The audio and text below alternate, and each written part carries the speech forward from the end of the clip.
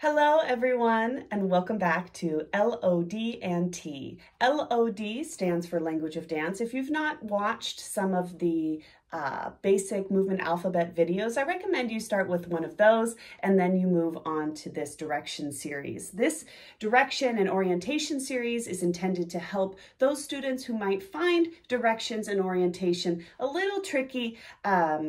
I'm hoping that it will offer them a little more clarity as they work with these concepts. This video is about the concept of any body part or limb taking a direction. So any body part or limb could be identified as an arm, which is what we're going to talk about today. It could also be a segment of the torso. It could be a leg, woo! It could be just a head. It could be a segment of the body. So this stands for a lot of things, but I find it does take a different shift in thinking than the general expression of whole body directions. So whole body directions, we'll do another video on so we can talk about that specifically. When we talk about a body part or limb, we're talking now about a defined area of the body and its relationship of the free end to the fixed end. So the free end is also, you could call it the distal end, the far end, the edge of your body related to the proximal or the fixed part. So of my arm, my fingertips, they're going off screen, I have my lavender. My fingertips are my free end and my shoulder is my fixed end. So when we talk about a direction, we're talking about the relationship of the free end to the fixed end. So if I hold my arm place high, my fingertips are way above my head and they are aligned right over my shoulder. Side middle, it creates a horizon parallel to the floor, and then a diagonal. This is right side high, right? You can see that there is a line in space achieved by my arm. So the key to understanding this very open generic motif statement is that first you have to identify the body part or limb. So am I talking about my torso going side high? Or am I talking about my head where the distal end could go side high? Or am I talking about maybe even a segment of my arm could go side high? So I have to define the limb or the body part first. And that's what we do here. And of course, there's all of the body parts can be identified, and we identify them by that free end.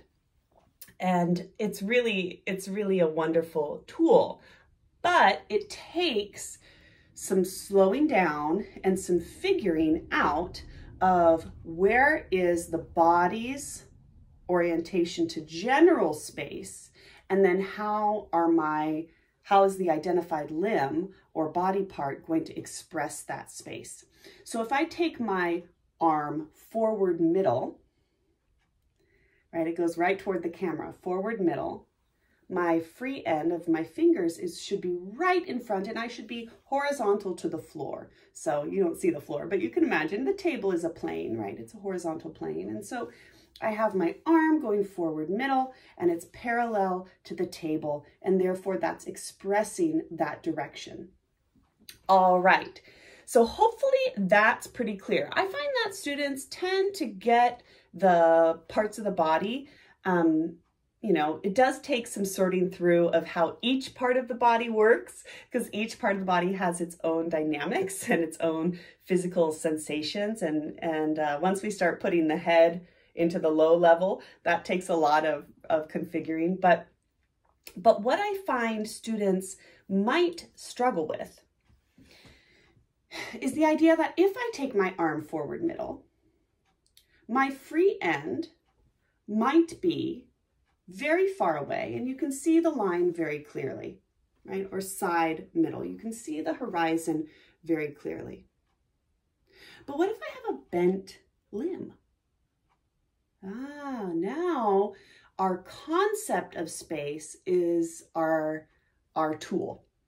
So if I have my hand forward middle and I retract my fingertips, this is all still forward middle because my free end is right in front of my fixed end.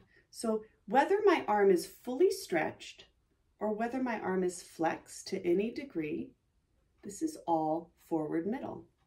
Now my elbow is pointing out to the side, and that can be a little confusing because for many thinkers, for many brains and bodies, we see the side of the elbow before we see the free end. And that's where I think the thinking can be cleaned up. Just to acknowledge, oh, no wonder my brain likes seeing the elbow go to the side. So when I'm teaching this forward middle, when I'm expressing or dancing this forward middle, I'm imagining a line like a spider web from my fingertips to my shoulder. The same thing is true in other directions. My fingertips go right over my shoulder. And so that line in space, yes, my elbow is there. I see it. It's taking its own direction.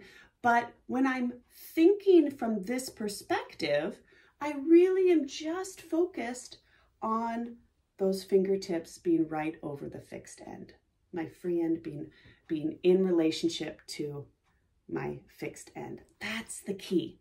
Now, there's another way where I could talk about my elbow going side and I can describe it in a different way, but this essential principle of lines in space expressed by the free end is a really critical keystone concept, because from there we get to do lots of other things. So I hope that that helped and inspired perhaps how you might like to explore this concept of direction of a limb. I'm doing a lot with my arm because I'm seated at a table, but you could choose the torso, you could choose the leg, and have a lot of fun with it. If you have questions, of course, let me know, and keep dancing and notating.